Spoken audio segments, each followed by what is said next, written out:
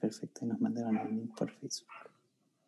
Muy buenas tardes a nuestro público virtual. Bienvenidos a la conferencia Digital Signifiers, donde hablaremos desde la criptografía hasta el Big Data e inteligencia artificial. Una conversación que tiene un invitado internacional y que será moderada por nuestros profesores y académicos. Primero, Diego Vallejos, que es arquitecto y magíster en edición y académico del Departamento de Urbanismo de nuestra Facultad de Arquitectura y Urbanismo de la Universidad de Chile, y Mauricio Cárcamo, que es arquitecto, candidato a doctor en estudios transversales en arquitectura y urbanismo de la Universidad Politécnica de Madrid. Ambos moderarán y presentarán a nuestro invitado internacional debidamente en los próximos minutos. En nombre del decano Manuel Amaya, de la Dirección de Extensión de la Facultad de Arquitectura y Urbanismo de la Universidad de Chile, les agradecemos la iniciativa de compartir estas acciones docentes e investigativas con la comunidad de la facultad y permitir cumplir nuestro rol académico a la distancia en estas condiciones especiales que la pandemia forzó, pero también a la vez hizo posible y facilitó estos contactos internacionales. Así que agradeciendo ese ímpetu, agradeciendo también al público virtual, le damos la bienvenida y deseamos que sea una conversación interesante, exitosa en el descubrimiento de nuevos conceptos, que es parte de nuestra tarea. Muchas gracias y buenas tardes.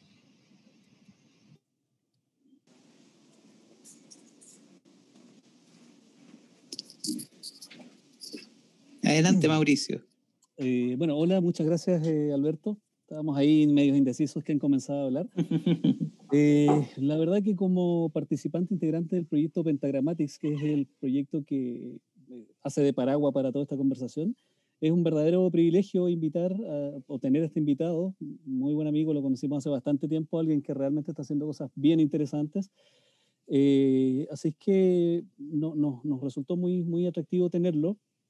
Pablo está investigando en temas bastante de frontera, y sobre todo que también tener la posibilidad de escucharlo en español es un plus adicional. Estas cosas normalmente son discusiones que se llevan en inglés, y nos parece también que eso es bastante interesante, el romper las fronteras de idioma y poder pensar en español temáticas que además, como tiene genes argentinos, lo puede entender en esos términos, no una traducción literal.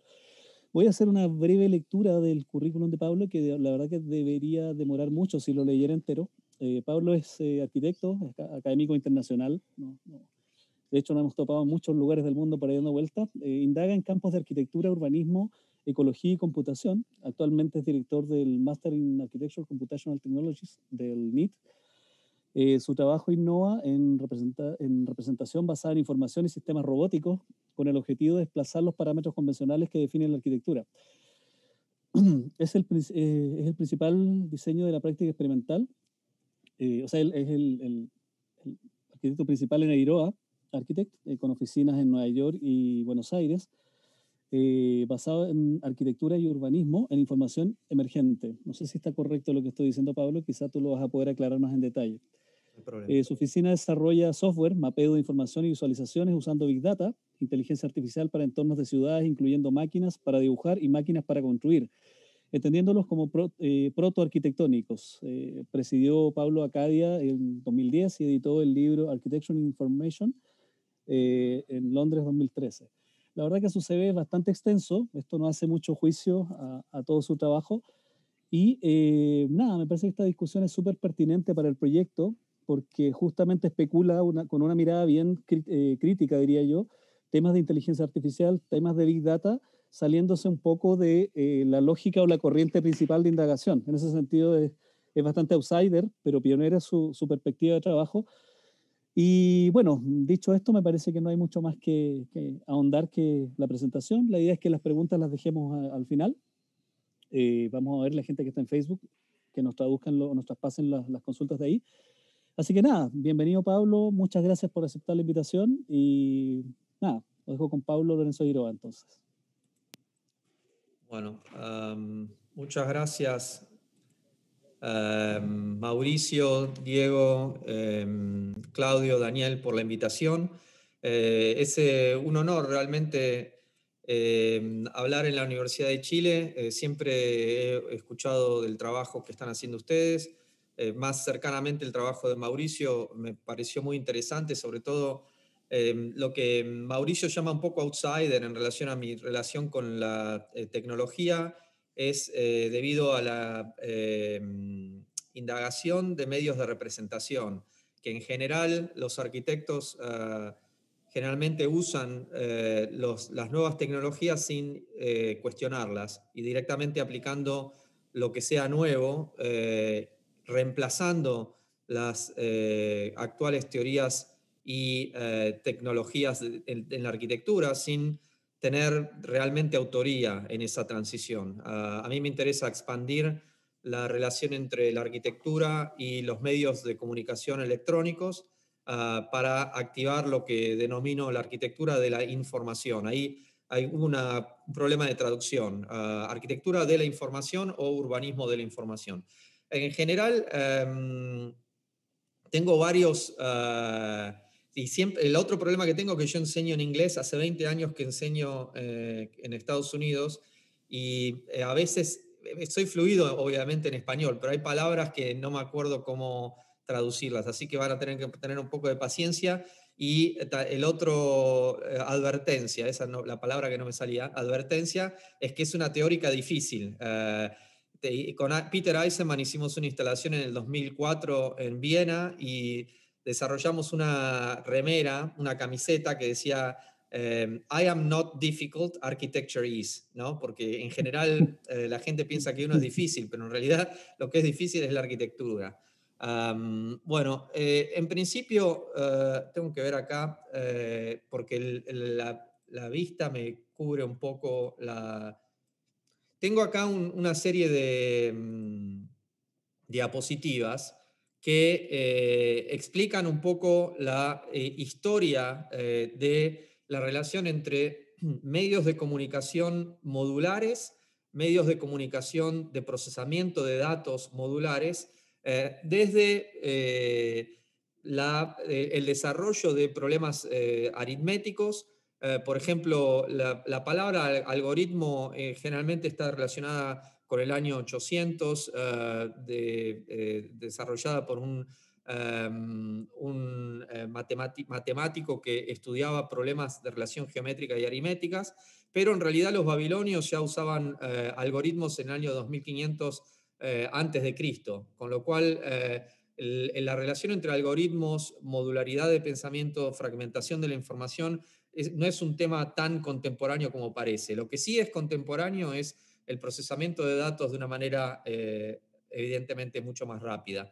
Lo que hago acá en general en mi curso de historia y teoría de la computación o historia y teoría de la representación en relación a la computación es cuáles fueron tecnologías que no solamente presentaron una revolución, sino tecnologías que realmente influyeron a la cultura.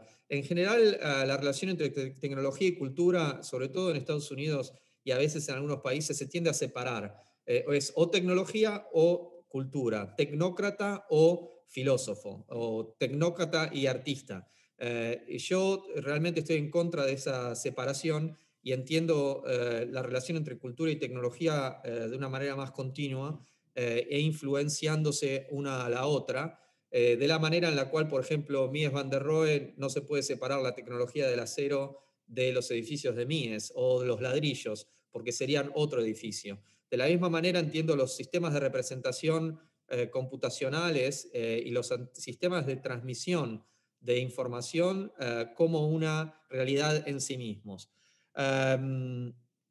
Y acá tengo muchos ejemplos que en general menciono, pero realmente en una teórica tengo mucho material para presentar y no creo que sea efectivo enumerarlos a todos.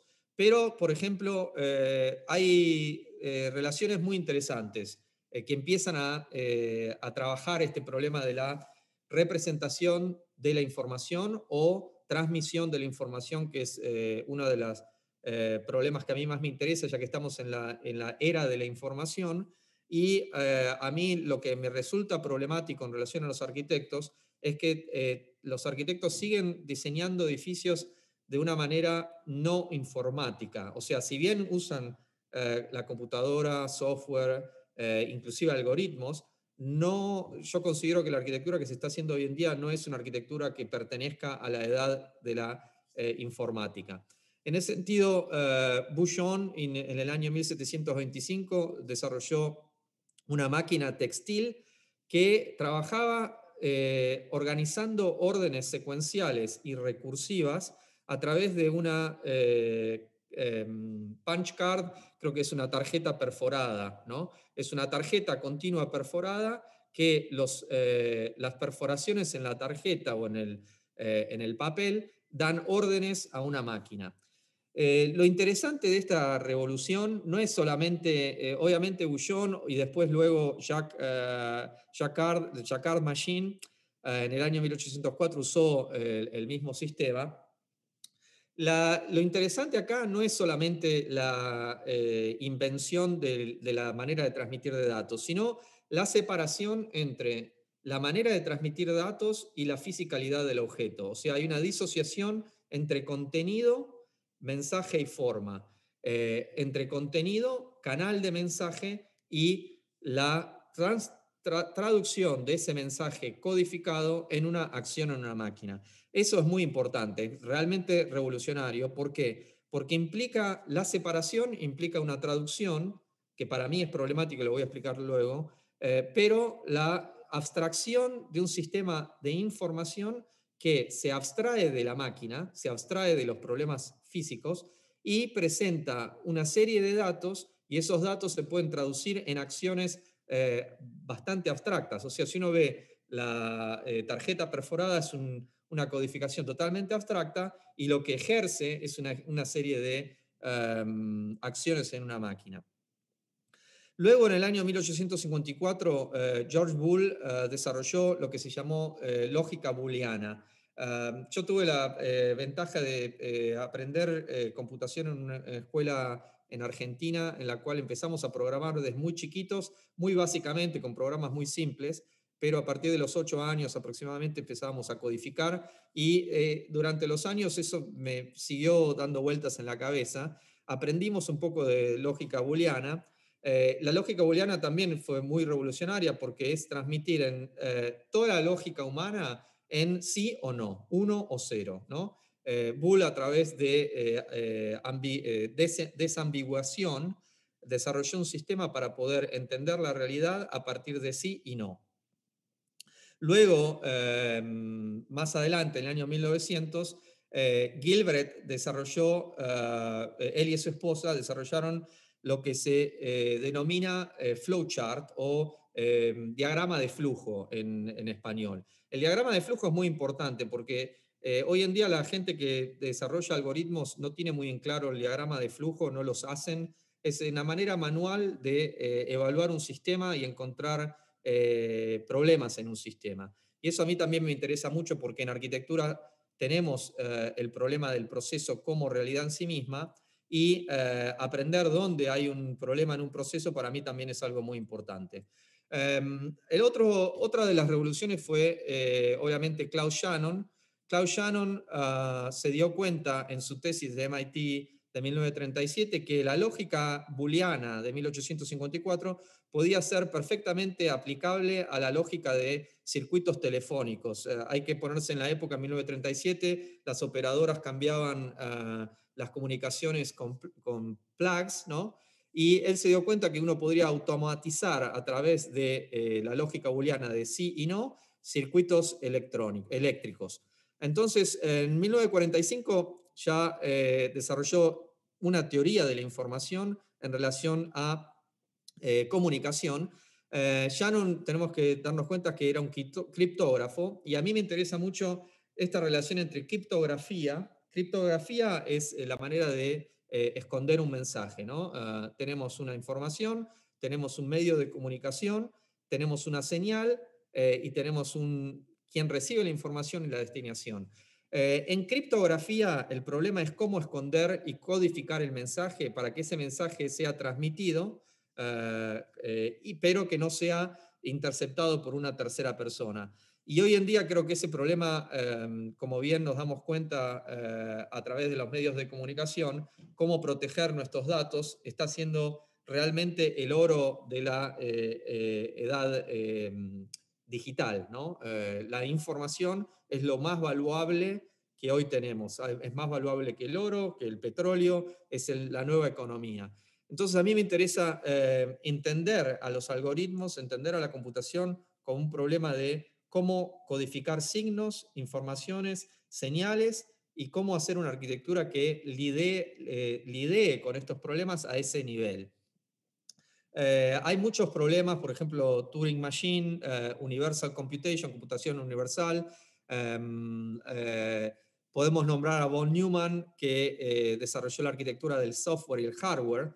Acá tenemos diagramas, por ejemplo, Turing Machine o diagramas de CPU, Central Processing Unit, ¿no? En relación a entrada de datos y salida de datos. O, de nuevo, Claude Shannon, la teoría de comunicación en la era digital, desarrolló varios problemas. Uno de los más interesantes es el hecho de que redujo toda información a un bit de información para poder desarrollar la lógica booleana de dos valores posibles para desambiguar la realidad entre sí y no, a nivel de la unidad mínima de información que él definió como un bit. Eso es muy importante porque luego, más adelante, en 1950, él pudo desarrollar el comienzo de lo que fue la inteligencia artificial a través de su Theseus, que es realmente una máquina autónoma que desarrolla a través de un algoritmo muy claro acciones en un pseudo robot, circuitos electrónicos, para resolver, problem solving, resolver cómo un ratón puede navegar un laberinto. Von Neumann también en 1948 desarrolló Célula Autómata, que es uno de los sistemas con los cuales todavía estoy trabajando hoy en día. O sea, otra de las cualidades de estos sistemas es que son válidos hoy en día de manera matemática y tal vez a nivel matemático no han sido superados. O si han sido superados, tienen que seguirse teniéndose en cuenta. Entonces, en criptografía tenemos un mensaje, una llave que genera algorítmicamente un encriptado de ese mensaje y una llave que desencripta el mensaje cuando el mensaje ha sido recibido. Uno de los interesantes problemas en esta separación, y por qué me interesa tanto el problema de la separación, porque bueno, si tenemos un mensaje, el mensaje se deconstruye para no ser interceptado y luego se reconstruye de nuevo, significa que entre el emitor de la comunicación y el recibidor de la comunicación hay una disociación entre mensaje y código. O sea, el código y el mensaje, la narrativa del mensaje y el código son totalmente autónomos. En ese sentido, hay un problema lingüístico que a mí me interesa relacionar. Algo que no dije al principio, una de las cuestiones que me interesaba de Mauricio, del trabajo de Mauricio, es que él trata de hacer una arquitectura que no sea lingüística. Él habla de evadir sistemas lingüísticos. Y yo, por mi lado, trato de trabajar con sistemas lingüísticos tratando de deconstruirlos o de cuestionarlos. En ese sentido, es algo que aprendí obviamente de Peter Eisenman y su trabajo con Derrida en relación a de Saussure y también en relación a Charles Sanders Peirce. La teoría de signos es muy importante para mí. ¿Por qué? Porque también hay corrientes que consideran, por ejemplo, la matemática como lenguaje o la matemática como descubrimiento. Yo considero que la matemática es un lenguaje, es una manera de describir a través de símbolos la realidad, y en ese sentido también, en el sentido computación, es computar entre signos significantes. En la teoría de Saussure, la relación entre significado y significante, su teoría habla de que no hay relación entre el concepto y lo que denomina el concepto, ¿no? Que es lo significante. Significado y significante, ¿no? Significante es la palabra, significado es el concepto, ¿no? y el concepto es a lo que uno denomina.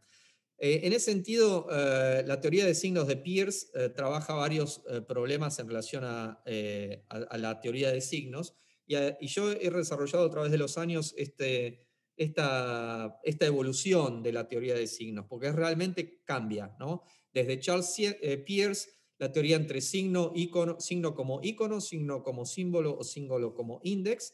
Sarnidar de Saussure, la relación del signo entre significado y significante.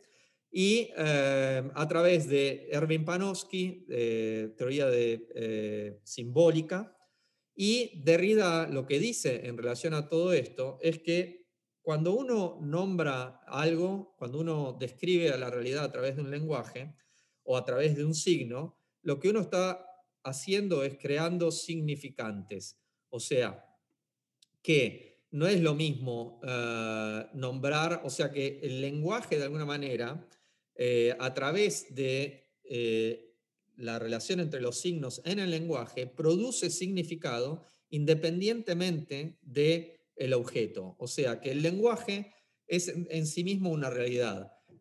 Por eso me interesa, por ejemplo, que lo que dijo Ronald Barthes, ¿no? Que el límite de la literatura es realmente el lenguaje, alrededor de 1945. Con lo cual Derrida desarrolló su teoría de signo en relación a eso, ¿no? En decir que el lenguaje produce significado. Y en ese sentido, ahí hay un problema, porque si por un lado la informática dice que la relación entre mensaje, codificación y recepción de ese mensaje es totalmente aleatoria y puede ser codificada en signos matemáticos, se separa la relación entre medio y mensaje. Y ahí me parece que hay otro problema, que no se reconoce el hecho de que la matemática es un tipo de lenguaje y que de esa manera estructura la realidad en relación a su sistema de significación. En ese sentido, Borges, por ejemplo, en literatura, en relación a Barthes, ¿no? Desarrolló problemas con Jules Solar de paralenguaje, ¿no? De cómo expandir los problemas de nuestro lenguaje en relación a desarrollar nuevas palabras. Y tuvo varios problemas, obviamente, con la Real Academia Española, ¿no? Luego, continuando con la evolución de la computación, hay varios temas que uno podría adentrarse, pero no quiero alargar la charla mucho. Pero este es un diagrama que yo desarrollé en el año 2006 aproximadamente, que lo publiqué en el 2010 y en el 2013, que es cuáles son las maneras en las cuales uno codifica información, sobre todo en arquitectura, y cuál es su impacto en el proyecto arquitectónico. Y una de las cuestiones, por ejemplo, en los años 1990, y creo que hoy en día también, los estudiantes de arquitectura, los arquitectos, hacían ese juego de saber a ver qué tipo hoy en día también, ¿no? A ver qué algoritmo usaste. Ah, sí, ya sé que usaste ese algoritmo, ya sé que usaste ese software. Por lo tanto, el proyecto es indexado con la lógica de la interfase. En ese sentido, cada proyecto tiene como si se quiere, una significación externa en relación a cómo la base de datos o los datos fueron procesados, y eso se transmite en el mensaje final, ¿no? No es lo mismo trabajar un proyecto en Rhino o en Maya o en SketchUp, ¿no? Son distintas interfaces, tienen distintas ideologías de cómo representar la realidad, y eso produce un significado a nivel último, independientemente de que la transmisión de los datos sea abstracta en relación a ceros y a unos. En ese sentido, yo creo que los arquitectos se movieron muy bien hasta este nivel. Los algoritmos son lineales, reversibles, etc. La arquitectura hoy en día trata de decir de que lidia con sistemas complejos, lidia con topología espacial, pero a nivel de procesamiento de datos eso no sucede. O sea, a nivel de procesamiento de datos, los arquitectos en general y los artistas también procesan datos de una manera bastante lineal. Si bien los proyectos parecen complejos, a nivel de procesamiento de datos no lo son.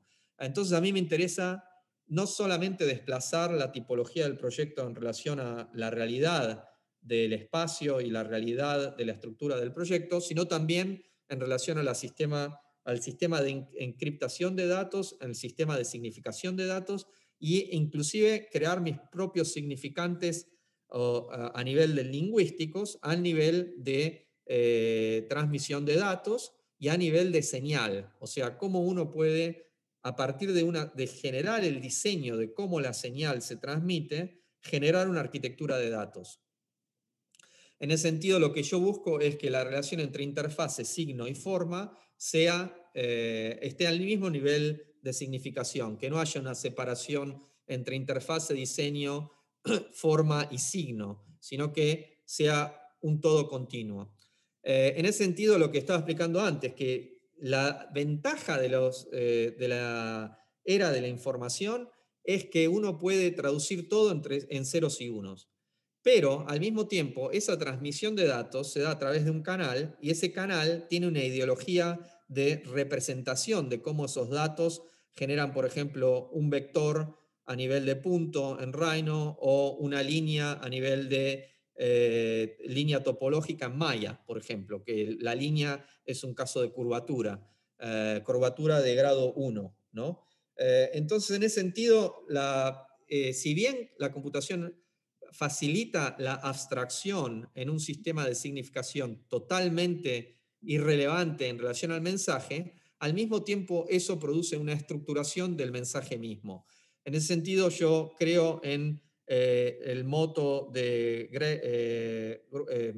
McLuhan, el medio es el mensaje, o the medium is the message, el cual, si bien todo el mundo que trabaja con algoritmos y los arquitectos que trabajan con algoritmos entienden y dicen, sí, estoy de acuerdo con eso, no lo llevan a la práctica en relación a los algoritmos de cómo trabajan a nivel de estructura profunda, porque creo que no, en general, los arquitectos se distraen mucho con la imagen y no trabajan mucho a nivel de estructura profunda.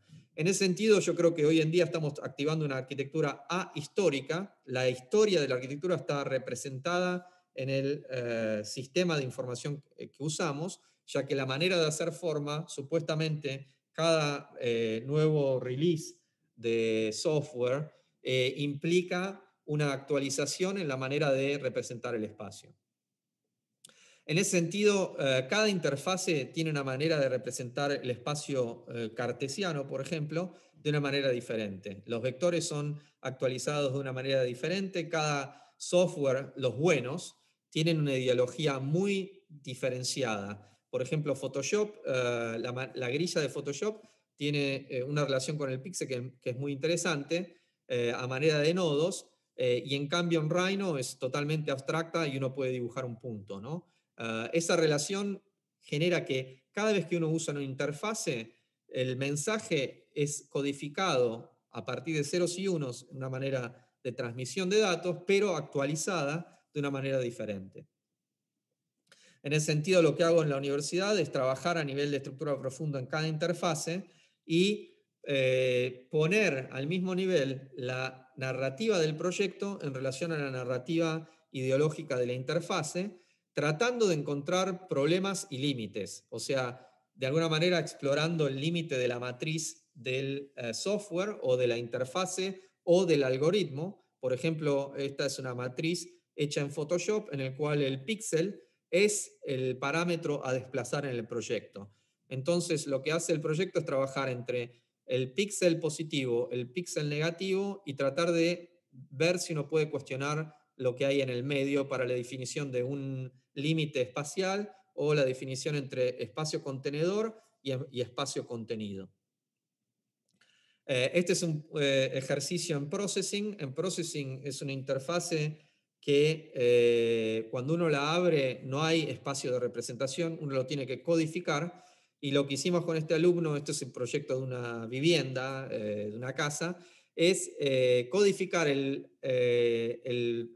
sistema de fondo en relación a la figura de la casa o del proyecto. Entonces, configurar el espacio a partir de codificar el espacio de fondo y de empezar a diseñar el proyecto a partir del el fondo y no la figura. O sea, en vez de diseñar el objeto de la casa, la idea de este proyecto es motivar el fondo para poder hacer una emergencia, una figura emergente en relación al proyecto.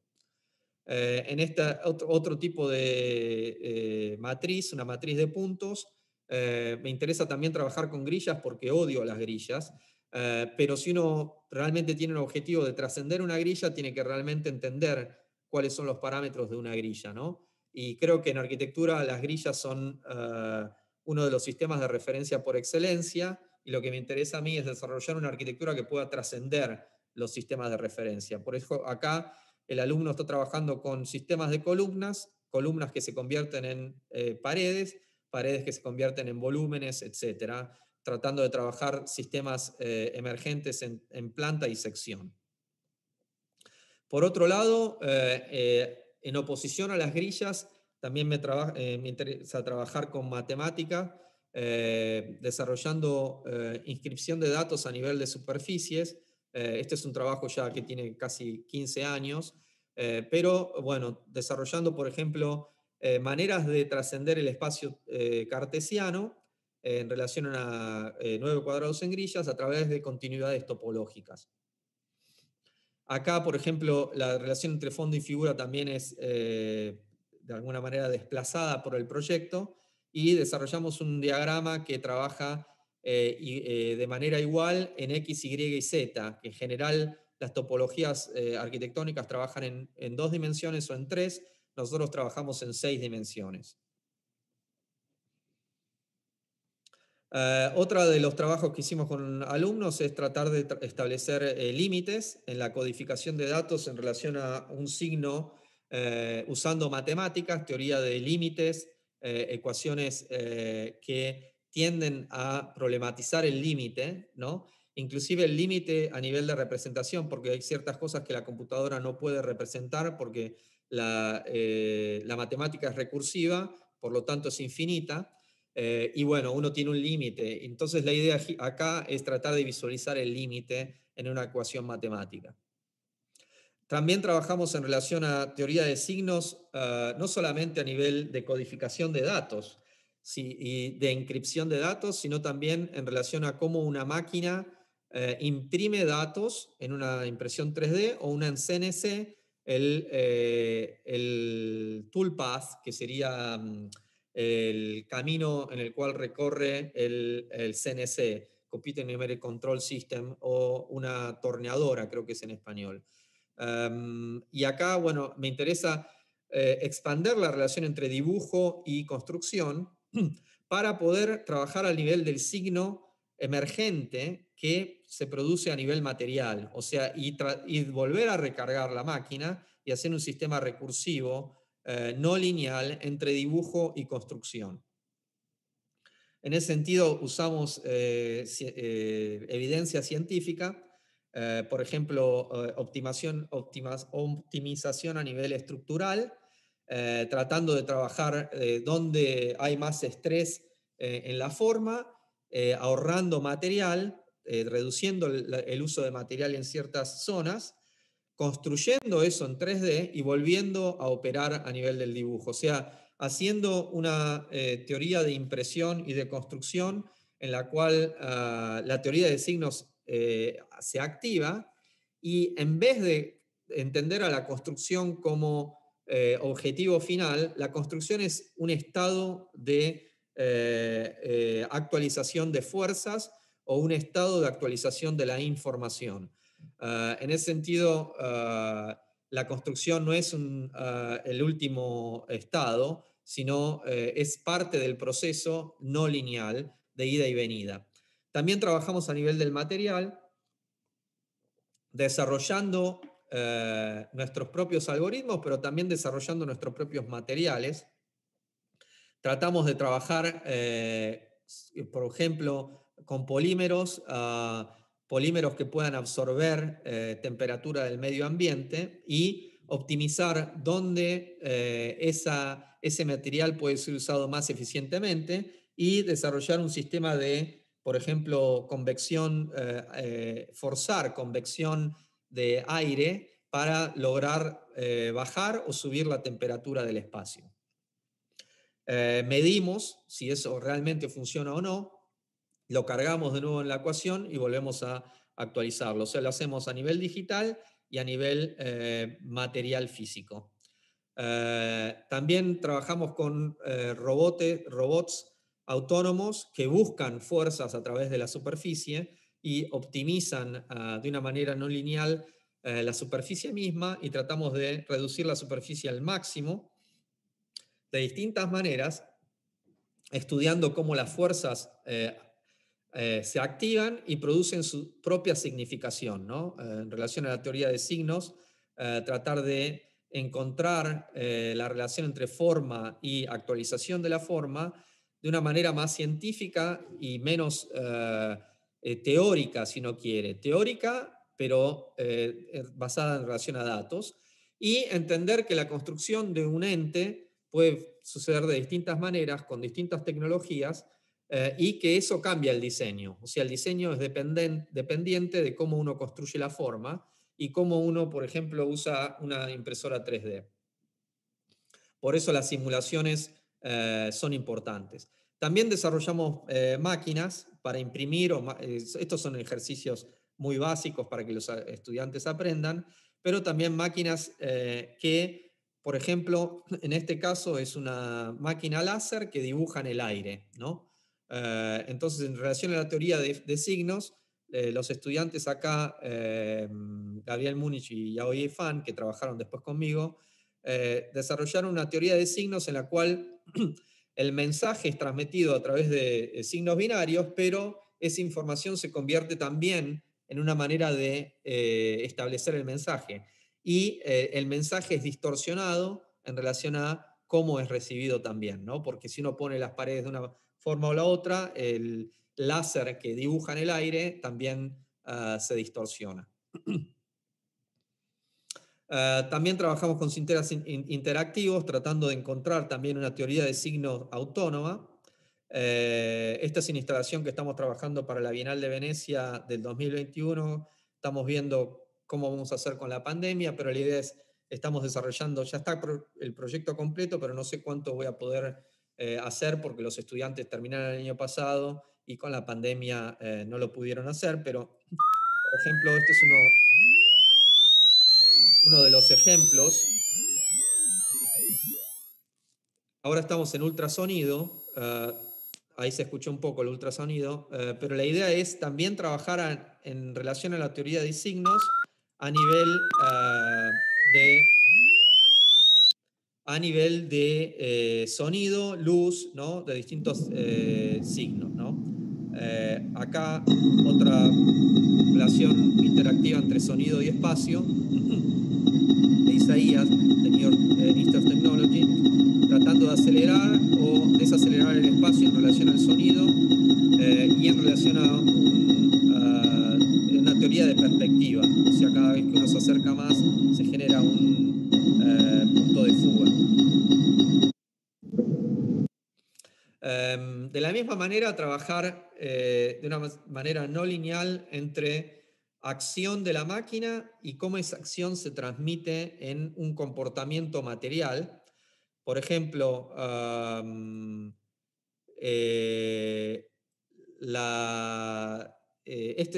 perdón por el sonido, me dicen en el chat que sonó demasiado fuerte.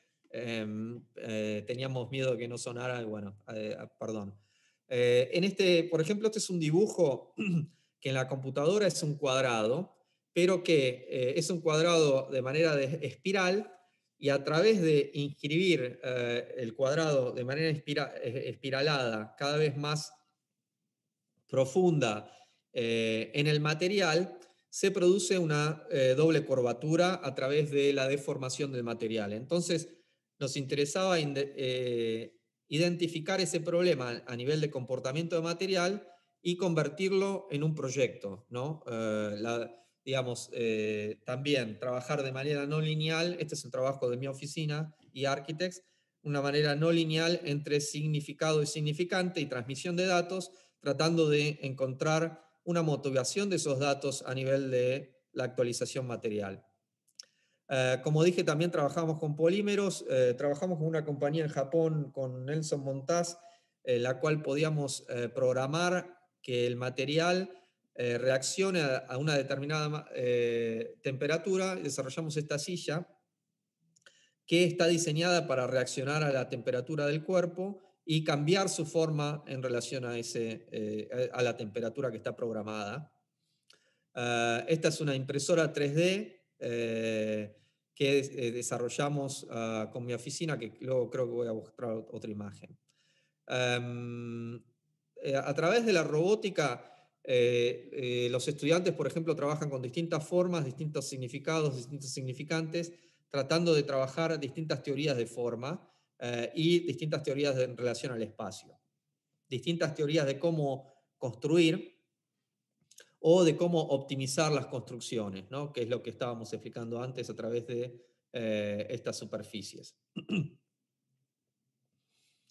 Esta es una máquina 3D. Como decíamos al principio, en mi oficina nos interesa también pensar que la construcción no es un sistema determinante, que uno va a Home Depot o donde sea, o a la cantiera y elige el material, sino que uno puede desarrollar el material y también uno puede desarrollar la máquina para construir. Esta es una máquina que desarrollamos con mi oficina eArchitects, que la exhibimos en la Bienal de Venecia funcionando, que es una máquina de impresión 3D bastante grande, 3 metros por 3 metros por 3 metros, que funciona con un sistema de cables y que no necesita la estructura portante que estamos viendo. Se puede adaptar a cualquier sitio, con lo cual da una flexibilidad bastante importante y una manera bastante diferente de construir.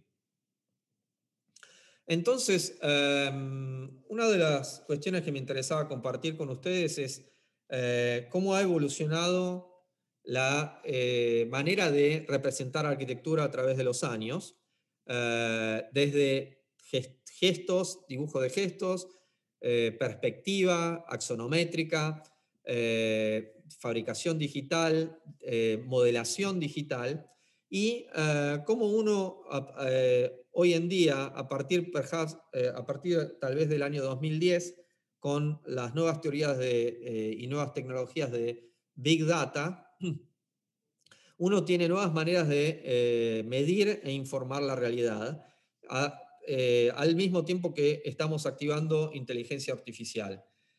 Uno de los problemas que la teoría de Big Data abre es la relación entre algoritmos e información, que vamos a explicar un poco más adelante, que es qué sucede cuando uno tiene mucha información, qué sucede con los sistemas dinámicos.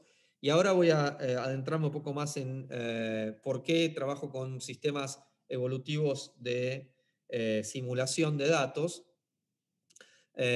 Por ejemplo, este es un mapeo de Long Island, trabajando a través de distintas imágenes, tratando de transcribir el paisaje y tratando de entender al paisaje de otra manera. También haciendo simulaciones de, por ejemplo, sedimentación. Este es un algoritmo que desarrollamos con estudiantes en Cooper Union bastante atrás, en el año 2010, tratando de simular deposición de sedimentos, que es una teoría emergente, porque no es lo mismo, o sea, la evolución de los datos y cómo la forma se genera es dependiente de un estado anterior, por lo tanto no es reversible. Y es una de las cuestiones que a mí más me interesa de por qué uno hoy en día trabaja con simulación de energía, simulación de viento, simulación de sistemas naturales, ¿no? Cómo entender a la simulación en sí misma como un problema emergente, no reversible, ya que cada vez que uno corre una simulación es única, porque depende de las situaciones particulares en las cuales es corrida y las ecuaciones que uno usa. Este, por ejemplo, es una simulación de la acumulación de temperatura, Heat Island efecto invernadero en la ciudad de Nueva York, con lo cual tenemos el skyline de Nueva York, sí, pero también tenemos un environmental skyline, ¿no? Un skyline de temperaturas, con lo cual nos interesaba identificar dónde hace más calor exactamente, dónde hace menos calor, y desarrollar un urbanismo que pudiera reflexionar sobre dónde construir más o dónde construir menos, o dónde generar distintos tipos de acciones medioambientales. Pero eso no se usa solamente como un problema de simulación de datos a nivel de medio ambiente, ¿no? O sea, yo trabajo con simulación de partículas, por ejemplo, a nivel de la materia íntima o la materia mínima, pero al mismo tiempo uno tiene que reconocer que la simulación de partículas es un problema emergente en sí mismo. Es un problema de lo que se denomina site-based computation. Site-based computation significa que cada vez que un algoritmo corre, el estado de recursivo influencia sobre el nuevo estado, y lo que sucede es esto, que cuando uno corre las partículas reaccionan en relación a distintos sitios, y esos sitios interactúan entre sí mismos, desarrollando lo que se denomina computación evolutiva. Computación evolutiva es un concepto bastante importante porque significa que realmente hay una evolución que uno puede programar, y que el estado de las cosas depende y determina la forma del proyecto. En ese sentido, lo interesante es que estos algoritmos no son reversibles, que es uno de los problemas determinísticos de la computación. La computación en general es reversible, los algoritmos en general son reversibles. En este sentido, las simulaciones no son reversibles, por lo tanto es un nivel de complejidad más alto. En este sentido, trabajamos con sistemas evolutivos de 1970 inclusive, bastante antiguos, a nivel matemático, tratando de establecer una teoría crítica en relación a cómo uno produce la forma y cómo uno simula la forma en relación a estados. Estas son imágenes de la instalación que estamos desarrollando en Venecia. Pero la teoría de datos, a partir del año 2010, los algoritmos que eran bastante complejos empezaron a ser menos complejos en relación a la cantidad de datos con los cuales uno opera. Y la relación entre teoría y data, o teoría e información, empezó a cambiar. A partir de 2010 empezamos a trabajar mucho más con más datos, más base de datos y algoritmos más precisos y menos complejos, estableciendo lo que se denomina de alguna manera survey as design, o replanteamiento como diseño, o arquitectura forénsica. Y es bastante interesante porque, por ejemplo, analizamos la iglesia de Borromini, no solamente en relación a nuestro análisis, sino a todos los análisis de todos los historiadores, y uno puede encontrar a través de escaneos de 3D una manera de criticar la relación entre planimetría o la planta del proyecto y la realidad de su construcción. O, por ejemplo, en frescos, como los de Andrea Pozzo, tratar de establecer una relación más crítica entre sistema de representación y teoría del proyecto. Trabajamos también con sistemas de escaneo 3D, también para, por ejemplo, analizar en el caso de Gaudí, Sagrada Familia, cómo la estructura se comporta, pero también cómo rediseñar la estructura, o cómo convertir una nube de puntos en una acción en una máquina.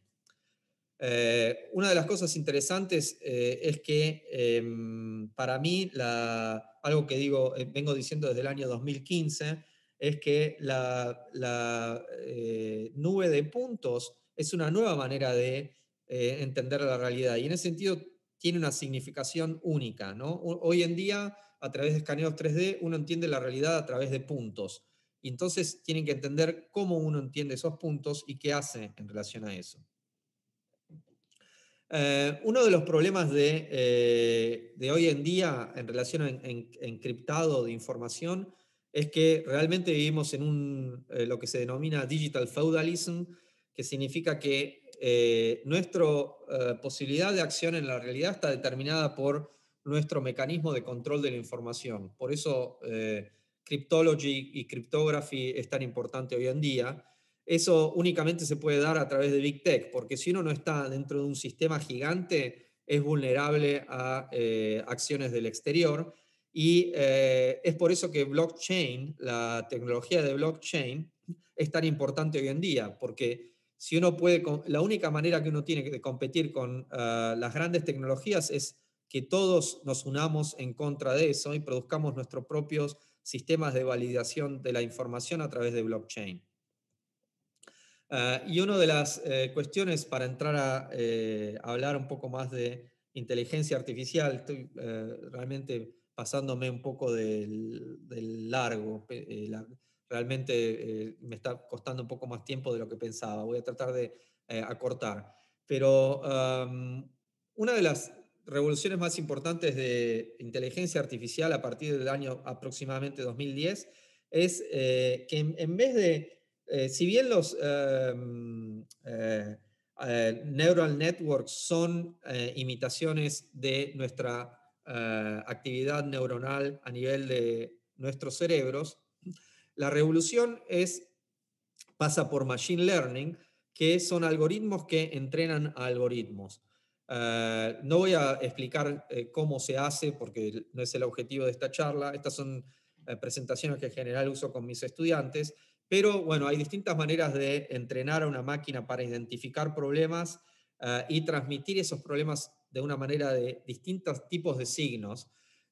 Y lo que sucede con Machine Learning y Neural Networks es que lo que yo hablé de distintas interfaces empieza a suceder en relación a Neural Networks porque tenemos procesamiento de datos paralelos y se suceden muchísimas interfaces, no solamente una interfase, sino que son varias interfaces que procesan datos de manera paralela y cada una de esas interfaces distorsiona o adapta el mensaje a nivel de, por ejemplo, en un sentido estadístico, regression, ¿no? Tratar de establecer que los datos sean transmitidos a nivel de datos numéricos, ceros y unos, en relación a un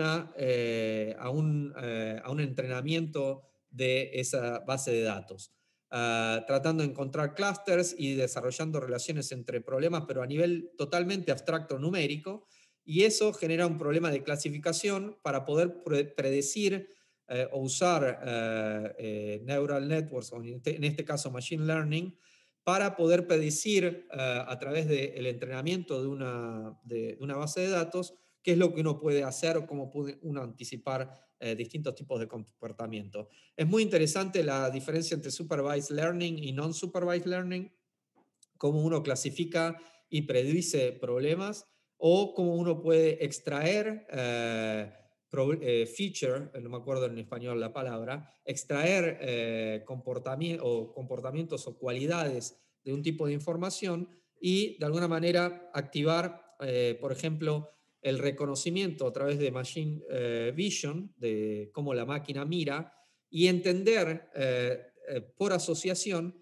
que esas cualidades son comunes a distintos parámetros, a distintas informaciones que uno entra, y poder hacer algún tipo de anticipación de esos datos. Una de las cuestiones interesantes de Neural Networks es que la información se procesa de manera paralela, con lo cual las interfaces son muchísimas y la manera de administrar los datos son también muchísimas, y se reflejan distintas maneras de actualización de esos datos, matrices, Gaussian, topography, ¿no? Distintas maneras de actualizar la información y distintas maneras de clasificarlas a través de entrenamiento y a través de metodologías de regresión o metodologías de convolución. Uno de los problemas de Neural Network es la clasificación o cómo clasifica la máquina, y es uno de los temas que yo estoy trabajando, por ejemplo, en relación a arquitectura barroca, que tal vez no haya mucho tiempo para explicar, pero bueno, si uno ve la complejidad de estos sistemas, la complejidad de las distintas interfaces que estructuran la información de manera diferente y cómo todas ellas se compaginan, es interesante para un problema de problem solving, ¿no? Para resolver un problema. Realmente sí, nosotros ahora voy a explicar algunos de los proyectos en los cuales utilizamos feature extraction, machine vision, pero también usamos recurring neural networks, en el cual uno reconoce cierto tipo de cómo la información está siendo procesada y el algoritmo optimiza la manera en la cual esa información es procesada. Eso es a mí lo que más me interesa porque es más abstracto y si bien refiere a cibernética, tiene que ver con la autonomía de los algoritmos, que es lo que a mí me interesa a nivel de lenguaje, que en vez de tratar de imitar a la naturaleza, entender los sistemas de significación abstractos y entenderlos en sí mismo a través de teoría de signos. Lamentablemente no tengo tiempo para explicar todo esto, pero es muy interesante. Y acá están los problemas. Esto es lo que estoy trabajando hoy en día, inclusive en la universidad, que si entonces mi ecuación anterior, que era interfase signo-forma, cambia porque cuando uno usa inteligencia artificial, son muchas las interfaces, son muchos las transformaciones de signos, son muchos los decodificadores, son muchas las regresiones y análisis. O sea, se deconstruye la información, se vuelve a compaginar muchas veces. Con lo cual la teoría de signo es realmente caótica y es muy difícil entender qué es lo que está pasando. Y ese es uno de los grandes problemas que yo tengo con cómo estamos con inteligencia artificial, y voy a dar dos ejemplos aplicados. Una es, uno encuentra lo que busca, y ese es un problema. El otro problema es que el parámetro de alguna manera te da el resultado, o la metodología da el resultado. Una de las cosas interesantes es el uso de estadística, con el cual estoy de acuerdo, que para evadir categorizaciones culturales, pero al mismo tiempo eso se hace a través de clasificación. Y la clasificación, el problema de clasificación es que genera estereotipos. Y eso es lo que estuvimos viendo con distintos sistemas de inteligencia artificial que son bastante racistas porque se empiezan a auto-entrenar y realmente expresan el problema que tenemos nosotros cuando programamos la base de datos, o también dependiendo qué base de datos uno usa. Por ejemplo, yo trabajo colectando data a través de la Internet o generando nuestra propia base de datos, pero si uno usa datos, por ejemplo, del gobierno, también tienen problemas de clasificación.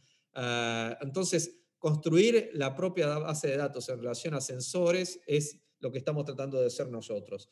Otro de los problemas es la clasificación. ¿Qué es una ventana? Si uno clasifica una ventana convencionalmente y uno trata de aplicar eso a arquitectura barroca, es un problema porque en la arquitectura barroca la relación entre ventana, pared, muro y cielo raso es continua, y si uno quiere entrenar una base de datos tiene que hacerlo de manera convencional, y ese es otro problema.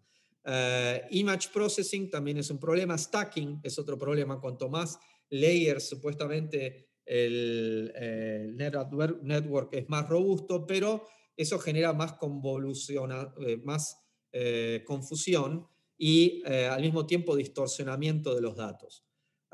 Entonces, ¿qué pasa con los signifiers que estaba diciendo antes? ¿Qué pasa con los significantes? Se genera realmente un problema, y bueno, eso es lo que estamos trabajando hoy en día. Voy a dar ejemplos concretos. Estas son nubes de datos en relación a 3D scanning de Gaudí.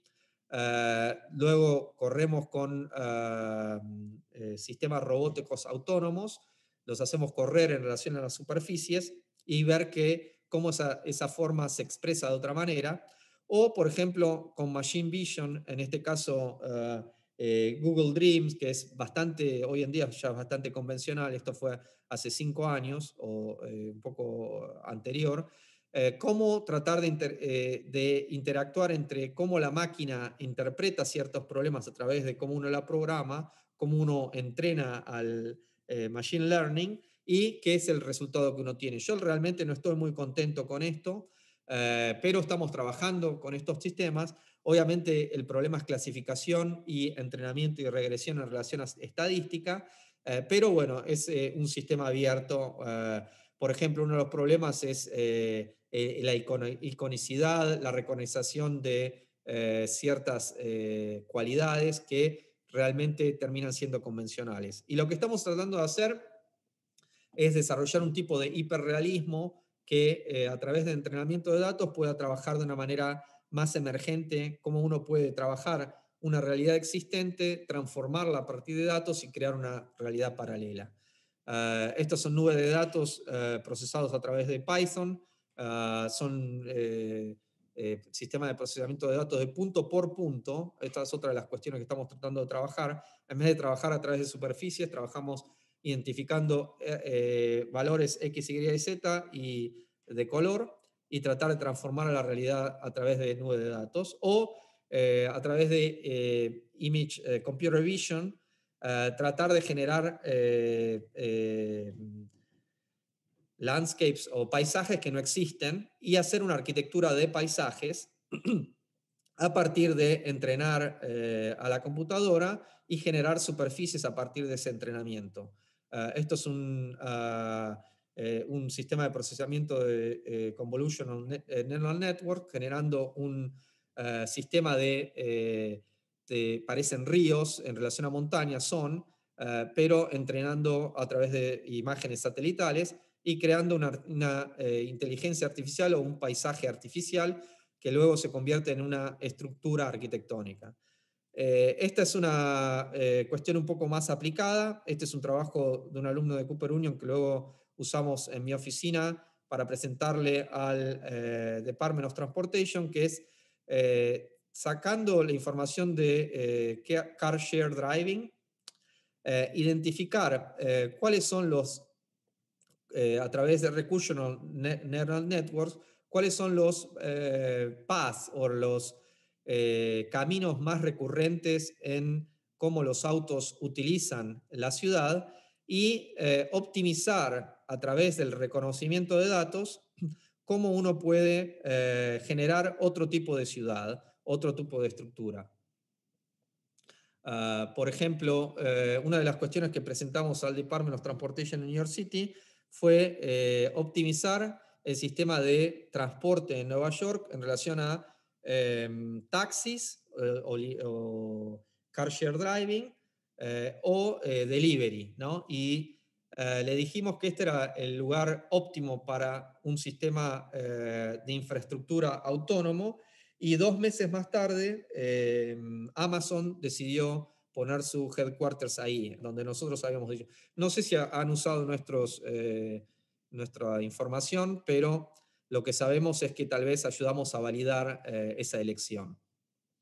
Lo otro que hicimos fue generar supermanzanas, pero supermanzanas que tengan contemplado el comportamiento de cambio climático y tratar de generar supermanzanas en relación a verdes existentes y ampliarlos para tener menos tránsito, más circulación peatonal y menos circulación de autos. Otra de las cosas que hicimos fue escanear la ciudad en 3D a partir de Instagram y ahora inclusive mis estudiantes y otros arquitectos desarrollaron interfaces en las cuales uno puede hacer esto, pero realmente usar la capacidad de la distorsión de la imagen a través de la individualidad y tratar de recomponer la imagen de la ciudad a través de escanear la ciudad a partir de todos los celulares, por ejemplo. También tratar de encontrar temperaturas o tratar de reevaluar, este es un trabajo que estamos haciendo con mi oficina, recuperar las ecologías que han sido tapadas en Nueva York, recuperarlas y desarrollar un nuevo zoning de la ciudad de Nueva York que optimice la altura en lugares donde realmente valga la pena construir alto y pueda recuperar ecologías latentes que han sido tapadas por la ciudad.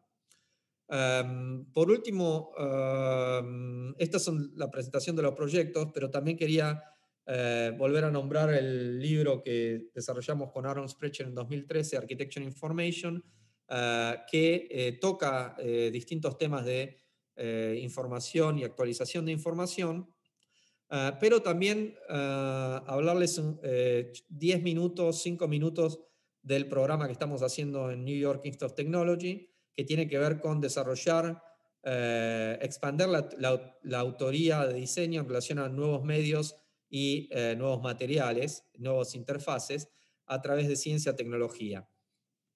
Estamos desarrollando un programa que es bastante innovador. Estamos aceptando aplicaciones ahora.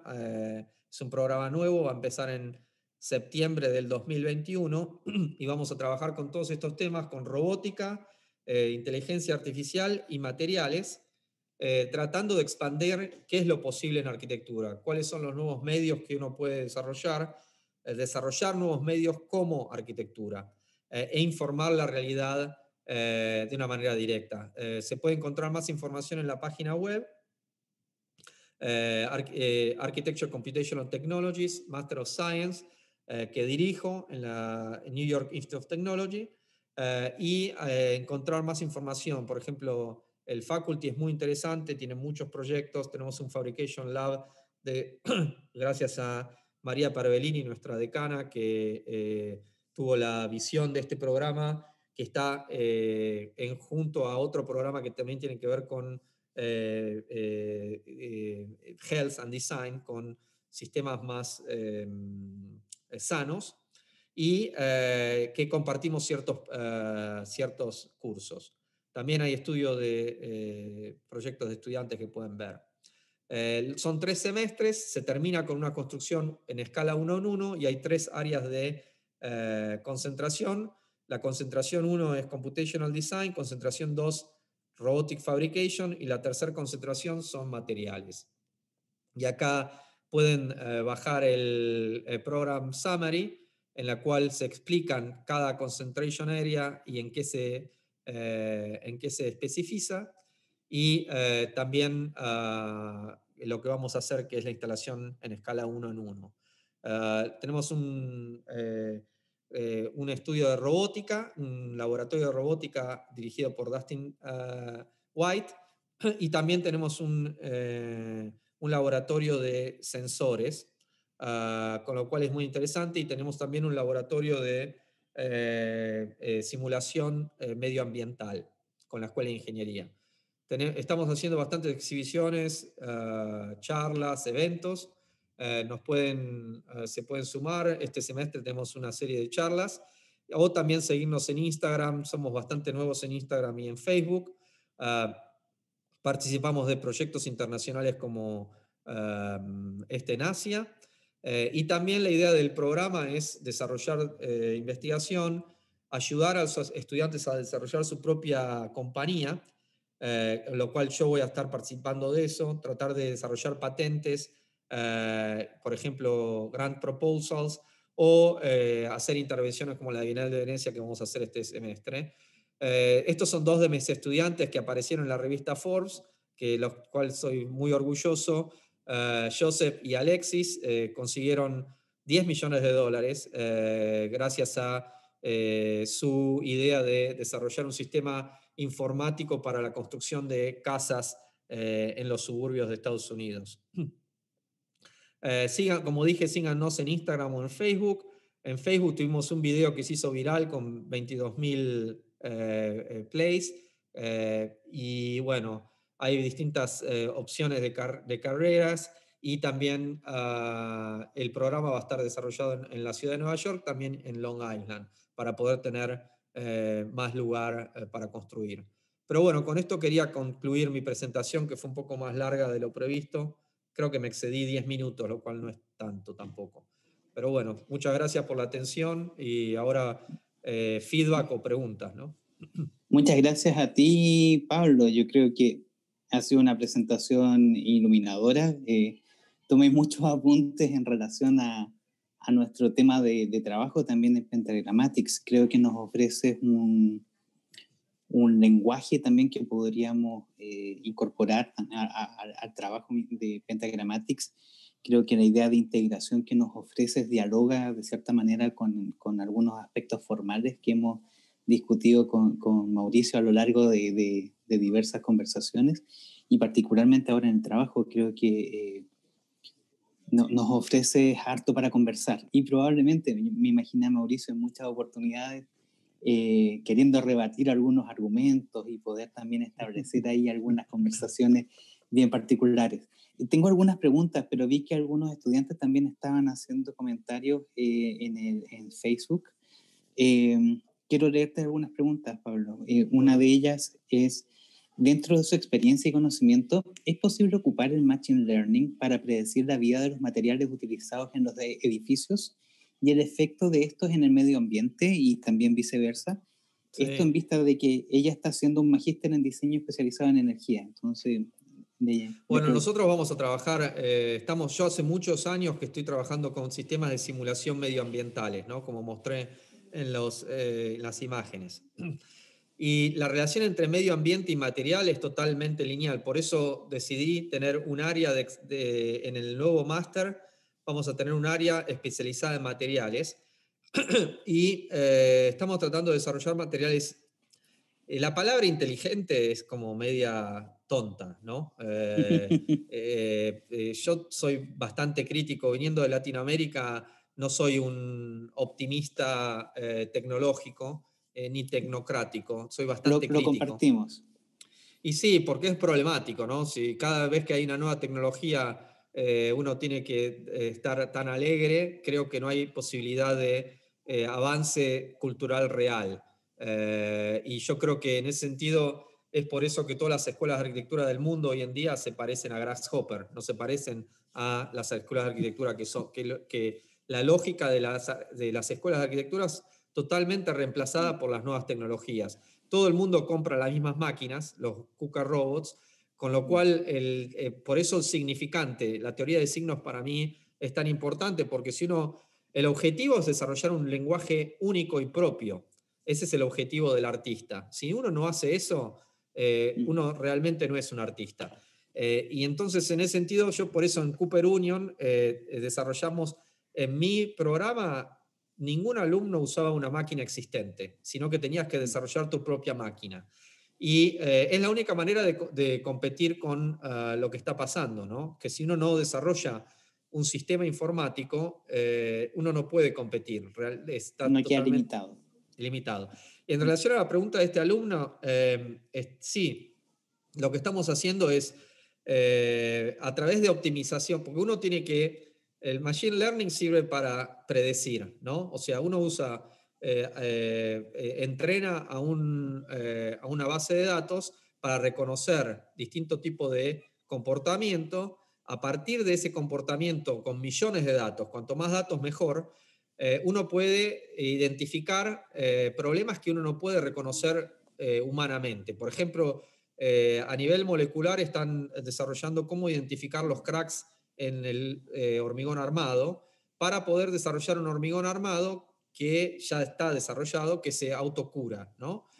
O desarrollar una enzima o una proteína. Ahora nosotros acabamos de mandar un grant al Department of Energy en Estados Unidos, en el cual estábamos desarrollando un biomaterial que pueda adaptarse al clima y que pueda filtrar el aire, filtrar el virus del coronavirus, por ejemplo, a través de las ventanas, y poder purificar el aire y que el material sea activo, que evolucione. ¿Y cómo uno hace eso? Bueno, entrenando e identificando materiales, su comportamiento a través de los años y prediciendo cómo ese material va a comportarse dadas otras condiciones. O sea, nosotros ya eso lo estamos haciendo. Obviamente, como arquitecto, uno no está, no es un ingeniero, con lo cual estamos trabajando con un ingeniero que es experto en biomateriales, y él nos dice, por ejemplo, inclusive trabaja con inteligencia artificial, y nosotros entendemos, procesamos y adaptamos esa inteligencia artificial para trabajar con sistemas arquitectónicos. Perfecto, muchas gracias, Pablo. Junto con unos saludos que te mandan desde Brasilia, desde otros lados donde saludan tu trabajo, mandan felicitaciones. Hay otras preguntas también, como desde lo técnico, ¿no? Por ejemplo, en el tema que nos mostraste de islas de calor, nos preguntaban... ¿Cuál? Perdón. Aquí Viviana Urra nos pregunta sobre la investigación de las simulaciones de las zonas de calor en Manhattan. Dentro de la metodología que utilizaron, ¿de dónde provenían los datos para realizar la simulación? ¿Y qué lenguaje? Eso es lo que hacemos. Lo que hacemos nosotros es, obviamente, cuanto más datos mejor, pero yo vengo de Latinoamérica, perdón, no confío en los datos coleccionados por el Estado. Y no es que soy un conspiracy theory, no. Por supuesto. En Estados Unidos o estás de parte del Estado o estás en contra. No, ninguna de las dos. Por ejemplo, la base de datos en Estados Unidos se construye en relación a censos. Y nosotros analizamos... Es el primer diseño. Es un desastre. O sea, ¿sos blanco o negro? Yo qué sé, a ver, me miro la piel, ¿no? O sea, las categorías ya son un problema. Los contornos políticos en cómo se colecciona esa información es otro problema, porque el zip code, que son los correos, ¿no? Tienen una división política que no tiene nada que ver con la realidad de la topografía del lugar. Entonces, lo que nosotros hacemos es separamos, agarramos la información, y yo soy muy preciso con eso, agarramos información del Estado, pero la desarrollamos a nivel geoespacial, se llama Geospatial Data. O sea, si la información no está relacionada con el paisaje, para mí es un problema. Y la gente que es nueva en inteligencia artificial, el error que cometen es, sí, estoy usando esto y hago esto. Y es totalmente automatizado y no son críticos de la base de datos. Para mí el problema empieza en la base de datos. ¿Cómo uno filtra la información? ¿Cómo es el algoritmo que filtra la información? O sea, es muy complejo y esto está hablando de trabajo de 20 años, no es algo que uno hace enseguida. Y usando imágenes satelitales, una vez contratamos aviones de LIDAR, o sea, una de las simulaciones que presenté, contratamos un avión para que escanee de una manera determinada. O sea, los datos en general, lo que trato de hacer con mis estudiantes es que ellos coleccionen los datos de manera particular. Una de las imágenes que no mostré, por ejemplo, trabajamos con sistemas de open source. Hay páginas de internet en las cuales los usuarios relegan, o sea, por ejemplo, yo puedo poner mi IP address o mi SIM address en una página web y decir, quien quiera puede usar mi micrófono, mi cámara, entre las 10 de la mañana y las 10 de la noche o todo el día, las 24 horas, ¿no? Lo que hicimos fue, mapeamos a través de los micrófonos, a través de frecuencia de sonidos, identificamos un mapeo 3D de Nueva York a través de los micrófonos. O sea, casi literalmente lo que hicieron en la película de Batman a través del sonido, que yo pensaba que era imposible y que era como una metáfora, pero en realidad es más real. Si uno entiende cómo identificar las frecuencias de sonidos, uno puede generar un espectro de sonido y entender cómo el sonido rebota y producir una imagen de eso. Elegir también es diseñar. Claro, exacto. La idea es esa, de que uno cuando colecciona los datos, cuando hace un survey, por eso la arquitectura forénsica es tan importante. Uno está entendiendo un problema de la manera en la cual uno adquiere ese problema. Muchas gracias, Pablo. Hay varias preguntas que nos quedan, pero creo que también va a ser importante poder mantener este vínculo contigo. Ojalá podamos tener una conversación en el futuro. Voy a darle el paso a Mauricio como para hacer un pequeño cierre. A mí me gustaría poder conversar contigo más adelante una de las conclusiones que desarrollas al final sobre cómo la ciudad también se ve reinterpretada por esto, ¿no? Porque de cierta forma... Me olvidé, inclusive me olvidé de decir que el último proyecto de la ciudad es una interfase de blockchain que estamos desarrollando para que en vez de que el gobierno en Estados Unidos responde a grandes intereses. Entonces, la idea nuestra es a través de blockchain, que es la nueva revolución. El blockchain asegura la transmisión de datos a través de validación descentralizada, haciendo un bypass de autoría y de autoridad.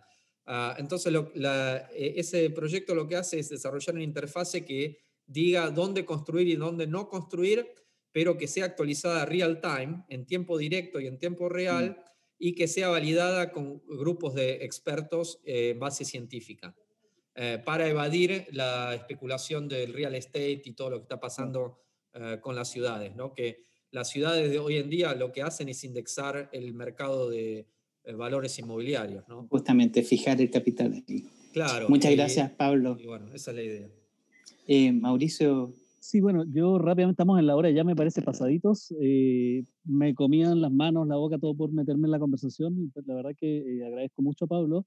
Creo que la perspectiva de entender o de poner en términos centrales en tu trabajo el que el medio, el lenguaje, es una arquitectura que tiene personalidad y que entonces se hereda lo que hacemos, que no es una cosa ni lejanamente ingenua, creo que es clave, porque eso es lo que te abre la posibilidad, ¿cierto?, de poder entonces diseñar ahí, tallar en el medio y no operarlo ingenuamente, con esta lógica, ¿cierto?, de que los lenguajes nos usan y no los usamos nosotros, sino que abrir posibilidades o fronteras o llevar al límite las preguntas desde ahí. Eso me parece que es clave. Es lamentable que tengamos que cerrar. Nada, agradecerte, Pablo. Espero que tengamos, como decía Diego, otras chances de poder conversar, que este sea un primer acercamiento para poder desarrollar cosas. Y bueno, bienvenido a la casa siempre. Un gusto tenerte y seguiremos charlando entonces. Gracias a todos. Muchas gracias. Muchas gracias por la invitación y perdón que fue un poco larga. Puse un montón de cosas que hago en las clases y se me extendió mucho, pero bueno, espero... No, buenísimo. Y bueno, sí, estamos en contacto y organizamos discusiones cuando quieran. Maravilla. Abrazos, saludos a todos y muchas gracias. Muchas gracias. Muchas gracias. Saludos a todos.